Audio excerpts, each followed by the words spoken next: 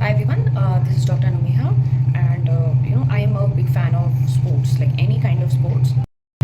Basically, sports में when I was a kid, तो I was very competitive and things like that. तो I would always want to win. कोई games period में भी कोई game हो रहा हो ना, फालतू सा फुद्दू सा game नहीं होता, डॉग इन द बॉल, लंगड़ी टांग और पता नहीं क्या क्या क्या, उसमें मेरे को रहता था कि जीतना है जीतना है जीतना है, मेरी टीम जीतनी। कोई अगर मेरी टीम का अगर मैं कैप्टन हूँ और मेरी टीम में किसी ने हाफ हार्टेड परफॉर्मेंस दे दिया है, तो फिर तो मैं उसकी बैंड बता दूंगी। I was so stupid, but as I have grown older, तो मेरे को लगने लगा ना कि there is so many things that playing any kind of sport, specially जो सोलो स्पोर्ट्स होते हैं जैसे टेनिस हो गया एंड जीटी badminton and all those things, वो एक डिफरेंट जॉनर है। जो टीम स्पोर्ट्स होते हैं ना, उसमें you learn so many things by the virtue of just being in the ground.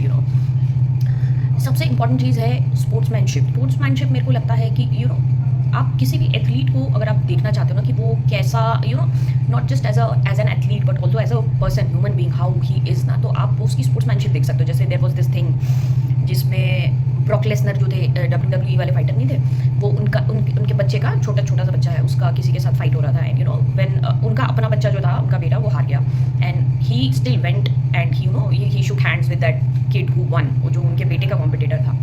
तो these kind of things make me very happy because like these are the things you want to impart to young people ki it's not always about winning something. If you win it's okay. The best जो bond है वो मुझे लगता है Rafael Nadal and Roger Federer,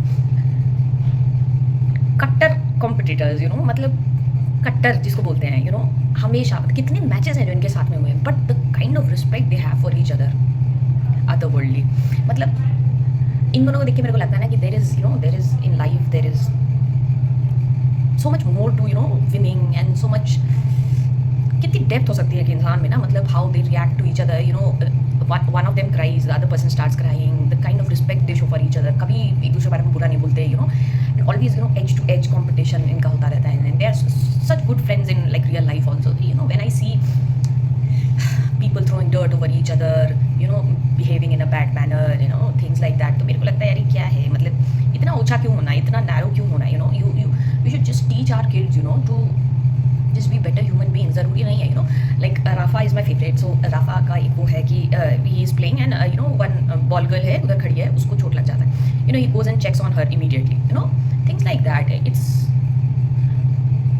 just respect, just basic grace and dignity for other people, how to keep yourself behind and think about the situation of the team and things like that. इतना कुछ है जो sports आपको सिखा सकता है. तो I feel मैंने ऐसे कोई बहुत बड़ा कोई स्पोर्ट्स नहीं खेला, छोटी मोटी चीज़ें ही करती थी मैं स्कूल में भी. मुझे बेसिकली स्टेपनी की तरह ट्रीट किया जाता था.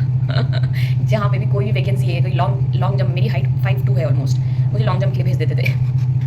मुझे स्प्रिंट के लिए भेज देते थे. मुझे किसी भी चीज़ जहाँ पे कुछ खाली है, कोई मिल नहीं रहा है, तो मुझे उठा के भेज देते थे. तो I have played a lot of things, just useless stuff basically. But अगर मेरे को if there was one thing that I would request all parents personally, कि आप अपने बच्चे को, चाहे वो लड़का हो चाहे वो लड़की हो, आप एक ना एक स्पोर्ट्स खिलाओ. एंड स्पोर्ट्स खिलाओ का मतलब ये नहीं है कि बस गर्मी की छुट्टी में खेल लिया एंड उसके बाद खत्म हो गया, ऐसा वाला नहीं. रियली टीम स्पोर्ट्स है तो और अच्छी बात है, सोलो स्पोर्ट्स है तो भी उसके अपने पर्क्स हैं. तो आप एक स्पोर्ट्स में, even Akshay Kumar endorses this a lot, की स्पोर्ट्स खेलना ना, it really expands your horizons. It really makes you a better human being.